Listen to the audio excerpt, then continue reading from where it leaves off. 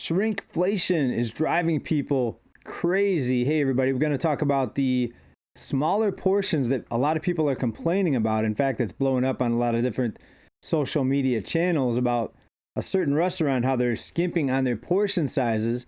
And we're going to hear from the CEO as well, talking about they're not giving smaller portion sizes, but we've got evidence to the contrary that a very popular restaurant is doing smaller portion sizes, right? So we're going to get into that. A lot of other financial economic news. First of all, what restaurant are we talking about? We're talking about Chipotle. Chipotle. Let's first hear from the CEO. Well, first of all, let's hear from a customer that says that he's getting very tiny portion sizes. All right, take a look at this here. Let's bring this up. Chipotle is now refusing to serve people who ask for more portions. Oh, and I will. What's your name? So after the whole internet complaining recently about all the changes that have happened at Chipotle and people starting a trend to get bigger portions by taking their phone out in store, Chipotle workers are now... Wait a minute. We got to rewind that. Did you guys see that bug in there? And people starting a trend to get bigger... There it is. Look at that. That's an earwig crawling in there. Look at that. Portions by taking their... Oh, just guys see that. All right, anyways, it's not about the earwig. This is about portions. Look at these people are filming because they say they're being shortchanged or short portions. They're given too small portions.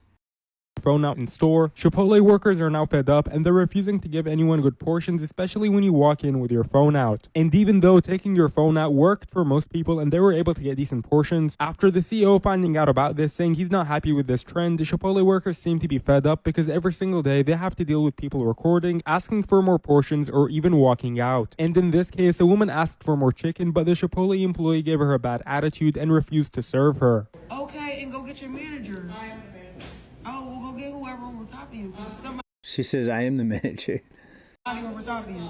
It's somebody over top of you. And you in. Many people who also work at Chipotle have stated that if you come in the store looking for bigger portions, they're going to refuse to serve you or ask you to walk out. Meanwhile, Chipotle refuses to acknowledge that they've had any changes at all. All right, so now, remember that. Now, let's listen to what the CEO had to say about the situation here. The portions have not gotten smaller. One of the things I think it's great about Chipotle is if you come into the restaurant and you want a little more rice or you want a little more pico, all you got to do is kind of like, and usually our guys and women give them a little more scoop. And usually our guys. All you have to do is give them a little. What did he do? All you got to do is kind of like, and usually our guys. All you got to do is kind of like. And usually our guys and women. So to get bigger portion, all you have to do is leave it to a CEO to open a... All you got to do is kind of like, and usually our guys and women give them a little more scoop. Whatever, get out of my face. So all these people on social media complaining about smaller portions, they're wrong apparently. Let's see what else he had to say here. Price to this uproar. All right, here's another one. Take a look at this.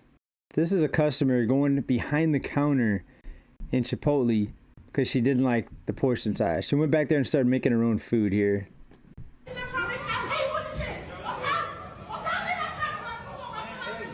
let her make her food. Just get her food, please. Like, yeah, just let her get her food. Just for the night. Thank you. Y'all got me fucked up.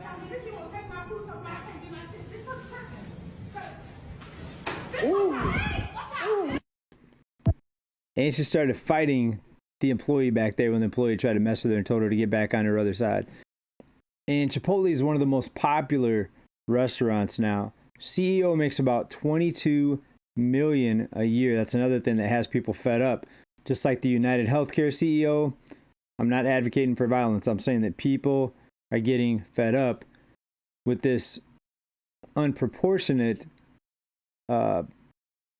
economy, and they're taking the law into their own hands in some cases, going behind the counter. We know what happened to the United CEO. Again, not advocating any of this, but this is what happens when people are so broke and so desperate and they see so many other people making so much money. Now, maybe it wasn't about the CEO's salary. Maybe she just thought that she paid what it is, $10 now for a Chipotle bowl, and maybe she just thought that was unfair. Maybe she wasn't looking at the whole salary issue and the big gap between what CEOs make and what employees make. Actually, if she felt sorry for the employees, she wouldn't be doing that to the employees. So it's probably just somebody that was desperate and just mad about shrinkflation.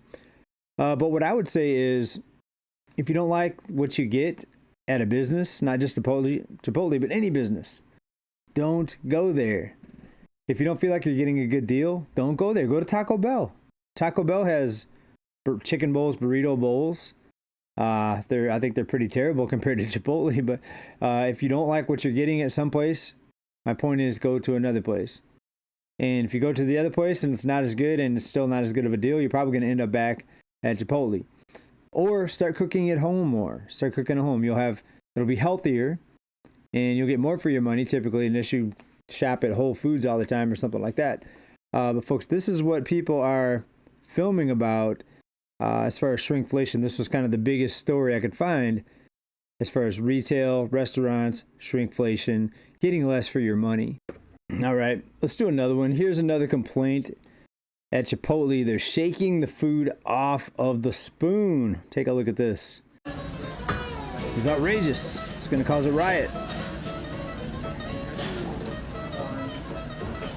Okay, first we got the rice. Most people want the white rice. No pinto beans. Can I have regular beans? Okay, watch this. You see that? He shook the beans off. He didn't give him a full spoon. Now watch this. This is the outrageous one. Chicken al pastor. Look at all that. Here we go again.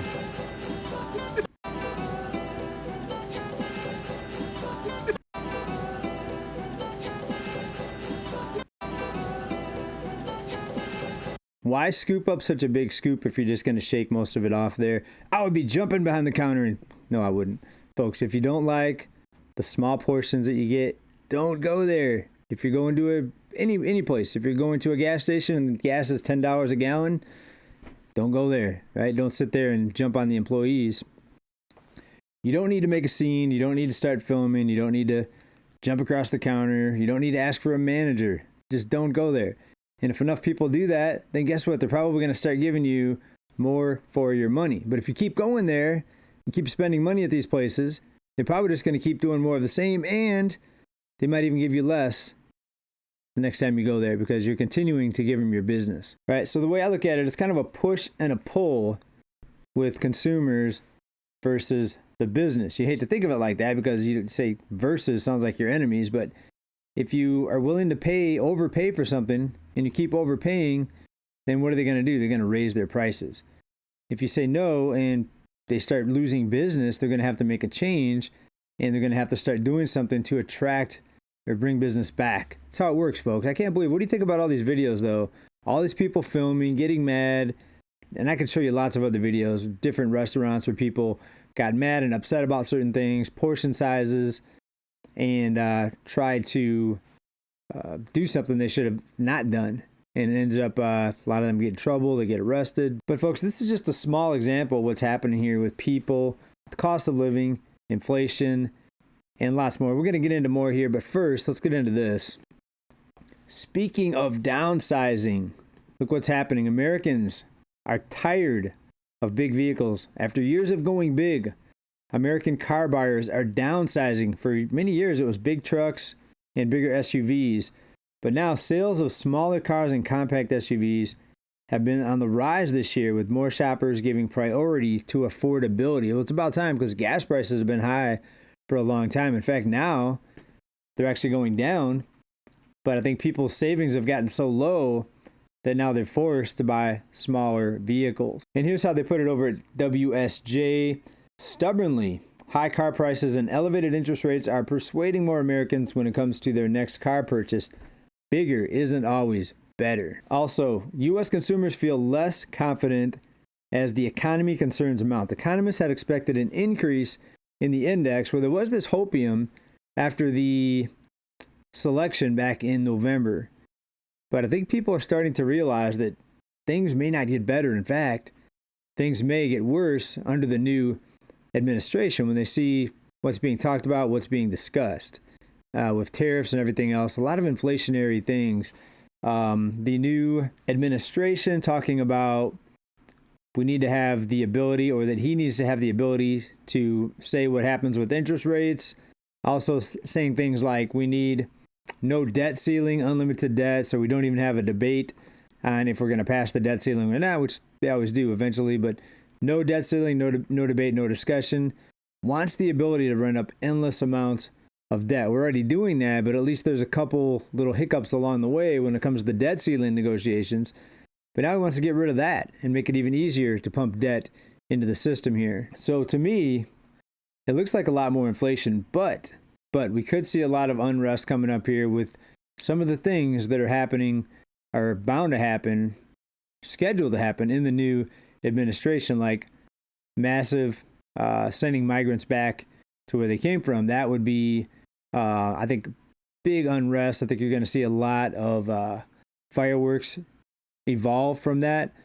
Way worse than 2020 with everything that happened in 2020. I think it's going to be a lot worse coming up here in 2025. I mean, let me know what you think about this, but I've been expecting something like this to happen for a long time, but now the cards are being put in place and the writing is on the wall with what's about to happen. Let's jump over to real estate now. Over on Wolf Street today, glut of new completed single-family houses for sale spikes. So inventory spiking of new homes, the highest since 2007.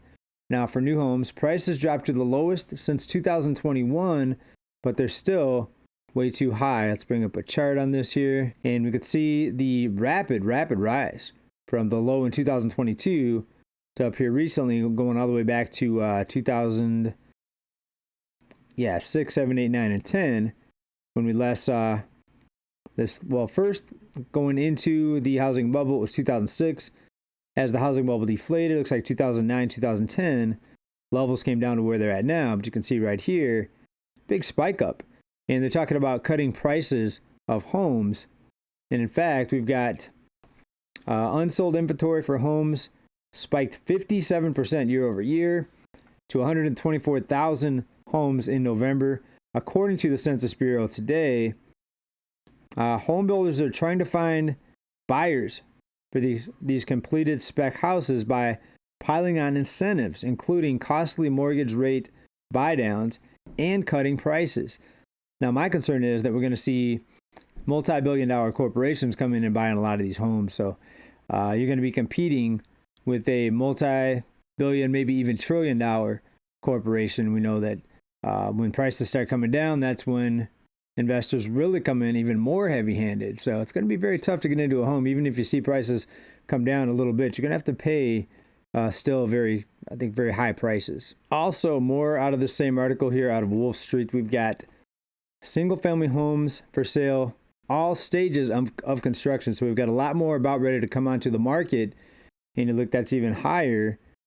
And you have to go all the way back to 2007 again to see this number of homes either on the market or ready to hit the market. So it's going to be very interesting. I don't think anybody's seen what we're about to see coming up here shortly.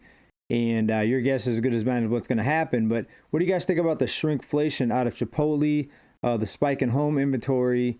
Also back to Chipotle, shouldn't people just say no instead of filming and complaining and asking for a manager and, of course, jumping behind the counter and trying to make your own food? Insane, folks. People are snapping, and it's only going to get crazier, folks, but it's going to be fun to watch, isn't it? Grab your popcorn, and this economic situation is going to get very, very interesting if it's not interesting enough already. Please make sure you subscribe. Come back for more news. Going to wrap this one up. Bye for now. Peace.